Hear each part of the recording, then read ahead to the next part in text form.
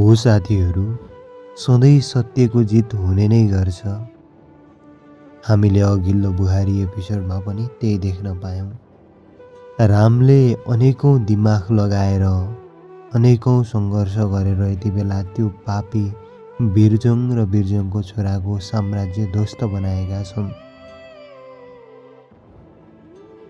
तपाईहरू यो देखेर को खुसी हुनुहुन्छ? कृपया कमेन्ट गरेर बताउन भने पक्कै पनि नभुल्नुहोला। साथै रामको यो मेहनतका लागि कमेन्ट सेक्सनमा राम लेख्न पनि नभुल्नुहोस् है त। यति बेला राम र रामका गाउँलेहरूले पुरै जितिसकेको अवस्था छ र रामकी बहिनीले पनि न्याय पाएको अवस्था छ।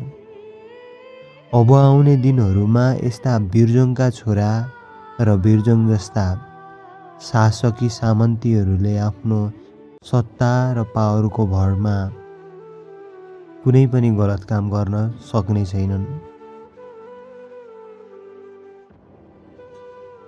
अब भने त्यो गाउँमा खुसी छाउनेछ र शान्ति छाउनेछ। त्यसैले त रामले चुनाव चिन्ह नै शान्तिको प्रतीक परेवाको राखेका थिए। आखिर सबैले बुझेर एकदमै सोच विचार गरेर शान्तिमा नै भोट हालेर गाउँमा शान्ति ल्याएका छन्। त्यसो त यो सब गर्नका लागि रामले धेरै दुःख कष्ट सहनु पर्यो। राममाथि गोली चलाउन पनि पछि हटेको थिएन बिरजङ। बिरजङले आफ्नो पार्टीको आडमा रामलाई मार्ने आदेश मगाएर आफ्नै अगाडि गोली हान्न लगाएको थियो। तर सत्यको अगाडि कहिले पनि सत्यको अगाडि असत्यले जित्दैन साथीहरू। त्यस्तै भएको छ अघिल्लो एपिसोडमा। आखिर राम र रामका गाउँलेहरूलाई प्रहरीले साथ दिएसँगै यति बेला त्यो गाउँमा खुसी छाएको छ।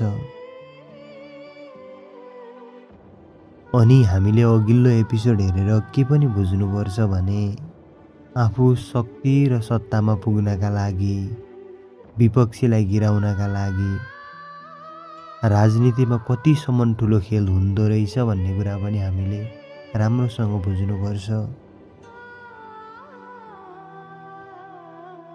राजनीति भनेको यति नराम्रो खेल बनाइसकेको थियो नि बिरजङले। सम्झिँदा पनि एकदमै आँगै जिरिङ्ग हुने। पक्कै तपाईहरूलाई पनि त्यस्तै हुन्छ होला। बिरजङले राम र रामको चरित्रलाई हत्या गरी चुनावी माहौल बनाउनका लागि, रामका गाउँलेहरूलाई भड्काउनका लागि, राम विरुद्ध बनाउनका लागि, रामले केटीमाथि बलात्कार गर्न खोज्यो भनेर एउटा नक्कली केटी बनाएर पठाएका थिए। आखिर नेपाल प्रहरीले सत्यको साथ दियो र सत्यलाई जितायो।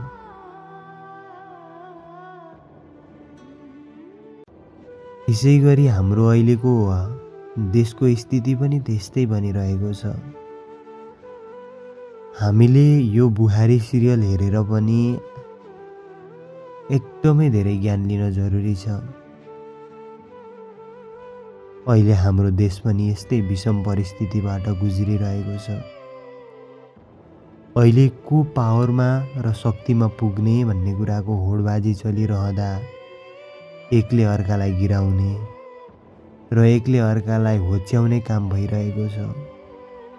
मैले उसलाई गलत भने यदि मैले उसलाई गलत देखाउन सकेँ भने उसलाई नजिताएर मलाई जिताउँछन् र मलाई साथ दिन्छन् भन्ने मानसिकता बोकेर अहिले पनि नेपालमा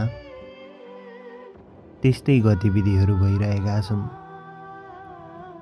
हामीले एकदमै यस्ता गतिविधिहरूलाई निहाल्न जरुरी छ र एकदमै समझदार बुझेर हामीले हाम्रो मतलाई सही ठाउँमा प्रयोग गरी जसरी यहाँ सिरियलमा यो बिर्जङको सामन्ती र यो बिर्जङको कालो खेललाई समाप्त गरियो, त्यसै गरी हामीले पनि हाम्रो देशमा भएका यस्ता व्यथितिहरूलाई हटाउने बेला आउँदैछ।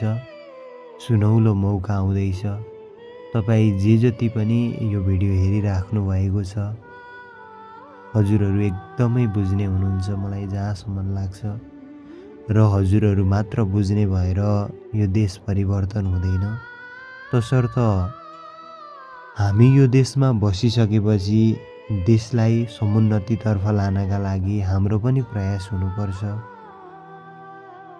हामीले देशका लागि सक्दो सहयोग गर्नुपर्छ।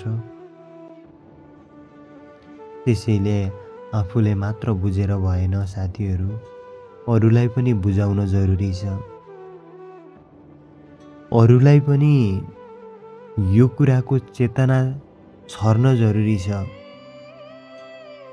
र बुहारी सिरियलले यस्तै चेतना छर्ने काम गरिरहेको छ। मान्छेले कसरी यहाँबाट ज्ञान लिन्छन् त्यो अलग कुरा हो, तर रामले अहिले जुन कुरा देखाइराख्नु भएको छ त्यो एकदमै समय सन्दर्भसँग मिल्ने गरी हामीलाई सचेत गराउनकै लागि देखाइराख्नु भएको छ। हो साथीहरू, अब त्यो रामले जसरी एउटा उज्यालो छर्ने काम गर्नुभयो, जसरी रामले शान्ति ल्याउने काम गर्नुभयो, त्यस्तै हजारौं रामहरू हाम्रो नेपालमा पनि हाम्रो नेपालको मुहार परिवर्तनका लागि आउन जरुरी छ र त्यो राम तपाईँ पनि बन्नुहुन्छ भन्ने मैले आशा लिएको छु। आशा गरौँ आजको एपिसोड एकदमै राम्रो बन्नेछ भन्दै अहिलेका लागि चाहिँ बिदा हुन चाहन्छु।